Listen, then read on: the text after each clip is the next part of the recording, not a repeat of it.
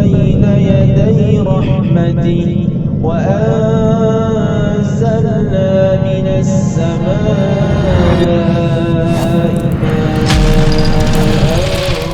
طهورا. Bismillahirrahmanirrahim. Alhamdulillahirrabbilalamin. Wabihi nasta'inuhu ala umuri dunya waddin. Wa sallallahu ala nabiyyina Muhammadin wa ala alihi wa sahbihi ajma'in. Allahumma alimna ma jahilna anfa'na bima 'allamtana warzuqna ilman nafi'an ya rabbal alamin.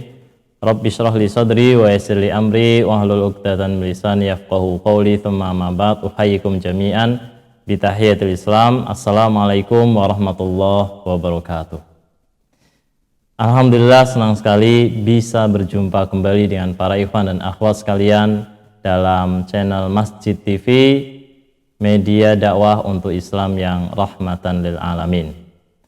Ikhwan dan akhwat sekalian, insya Allah kali ini kita akan membahas tentang air mustakmal atau alma al-mustakmal. Apa itu air mustakmal? Air mustakmal adalah air yang menetes dari anggota wudhu atau anggota tubuh saat mandi besar, dan tidak termasuk air mustakmal dalam terminologi ini air bekas berendam.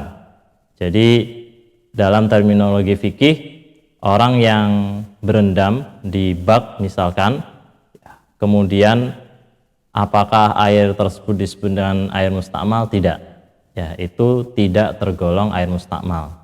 Yang dimaksud dengan air mustakmal adalah air sisa bekas wudhu yang menetes, ya, yang menetes dari anggota wudhu atau anggota tubuh yang kita basahi saat kita mandi besar.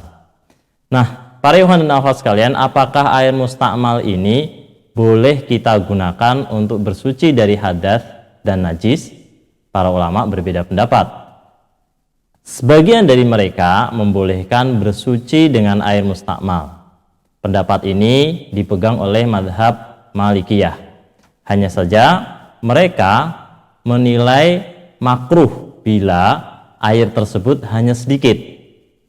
Artinya bila air bekas, ya, air yang menetes dari anggota tubuh itu hanya sedikit, dan di saat yang sama ada air mutlak, ya, selain air mustakmal yang suci, ya, selain air suci, ya, selain air mustakmal atau air suci yang bukan air mustakmal, maka hukumnya makruh seseorang bersuci dengan air mustakmal yang sedikit, yang di saat bersamaan ada jenis air suci lainnya.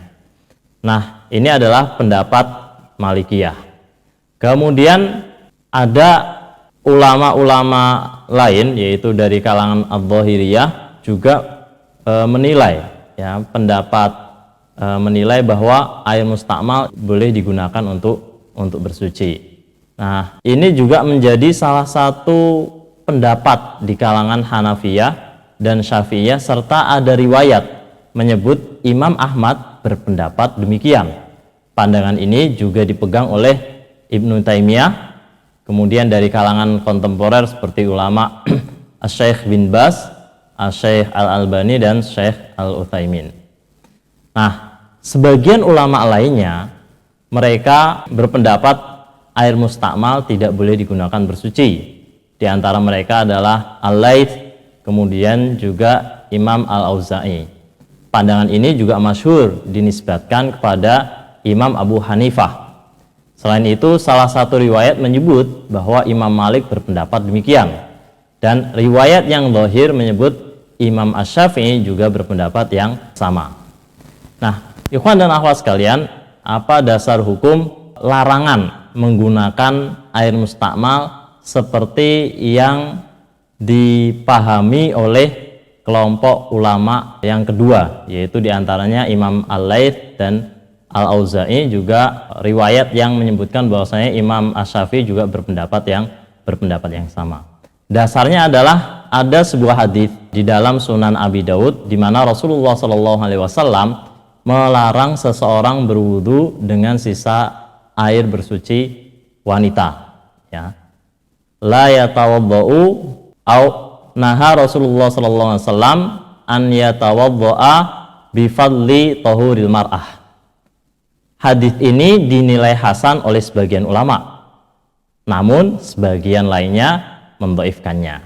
Kemudian para ikhwan sekalian, kalau kita lihat hadis tadi ya, nah Rasulullah SAW an yatawaddu'a bi fadli tahuril mar'ah. Kata tahurul mar'ah dalam hadis itu oleh mereka yang tidak membolehkan bersuci dengan air mustakmal, itu dibawa maknanya pada air mustakmal. Jadi fadli tahuril mar'ah, sisa bersuci wanita itu adalah air mustakmal. Rasulullah SAW melarang untuk berwudu dengan air itu. Berarti menunjukkan bahwasanya ya berwudu dengan air mustakmal itu hukumnya tidak boleh. Selain itu ada juga hadis sahih dari Abu Hurairah radhiyallahu an, di mana Rasulullah SAW bersabda, "Aula yaghtasilu ahadukum fima indaim."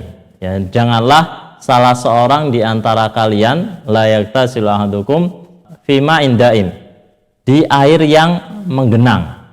Ya, wa huwa junubun, sedangkan dia dalam keadaan junub.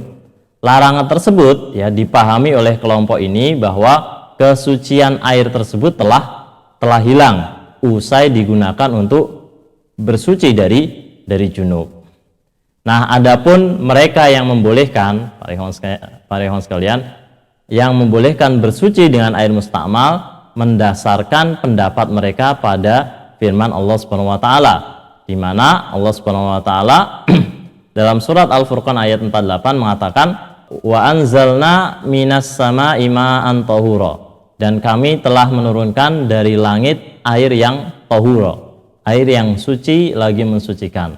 Lafaz tahur pada ayat tersebut ditafsirkan ya oleh hadits Nabi sallallahu alaihi wasallam, al-ma'u tahurun la yunajjisuhu syai'un illa ma ghayyara ta'muhu au launahu au rihahu. Air itu suci ya, dan tidak membuatnya najis sesuatu apapun kecuali apabila berubah rasanya atau warnanya atau baunya. Nah, air mustakmal ya tidak mengalami perubahan pada tiga sifat tersebut, baik rasa, baik warna ataupun baunya, sehingga berdasarkan hadis itu air mustakmal tetap dihukumi suci dan mensucikan. Kemudian selain itu ya mereka juga mendasarkan pada sebuah hadis di mana satu ketika Rasulullah Shallallahu Alaihi Wasallam dakhala ala Maimunah, yaitu berhubungan dengan Maimunah. Lalu kemudian Maimunah bersuci dengan air. Lalu setelah itu Rasulullah SAW bersuci dengan sisa air yang digunakan oleh Maimunah. Kemudian Maimunah menghabarkan pada Rasulullah, ya Rasulullah, ya sungguh aku tadi dalam keadaan junub. Nah, sungguh aku tadi dalam keadaan junub, yakni mandi ya dengan air itu dalam keadaan junub. Maksudnya mandi dengan air itu dalam keadaan junub. Lalu beliau SAW mengatakan, Subhanallah, ya innal ma'a la yajnub. Subhanallah, sesungguhnya air itu ya tidak tetap suci ya, atau tidak berubah kesuciannya karena junub. Nah, hadis ini menunjukkan bahwa air bekas mandi junub Maimunah itu tetap berada pada sifat asalnya, yaitu suci dan mensucikan. Nah, inilah dua pandangan tentang kebolehan bersuci dengan air mustakmal, apakah boleh atau tidak boleh. Nah, ada satu pendapat lagi sebenarnya yang disebutkan oleh Al-Imam Ibnu Rushd di dalam kitab Bidayatul Mujtahid, yang menyebutkan bahwa ada juga ulama yang menilai air mustakmal itu air yang najis, sehingga tidak boleh digunakan untuk berwudu. Hanya pandangan ini termasuk pandangan yang syadz atau pandangan yang cacat karena tidak berdasar pada dalil apapun. Nah, inilah kira-kira beberapa pandangan dari para ulama. Manakah di antara pandangan tersebut yang paling benar atau paling rojih ini membutuhkan penjelasan yang lebih detail, ya tidak mungkin ya saya jelaskan di dalam forum ini. Insya Allah para ikhwan dan akhwat sekalian bisa membaca di berbagai buku-buku seperti buku Fiqhul Islam karya Syekh Wahbah Zuhaili atau buku-buku fikih lainnya yang membahas seputar air mustamal. Barakallahu fikum, hadanallahu yakum. Wa'afu minkum wallahu a'lam bissawab. Subhanakallahumma bihamdika asyhadu an la ilaha illa anta astaghfiruka wa atubu ilaik.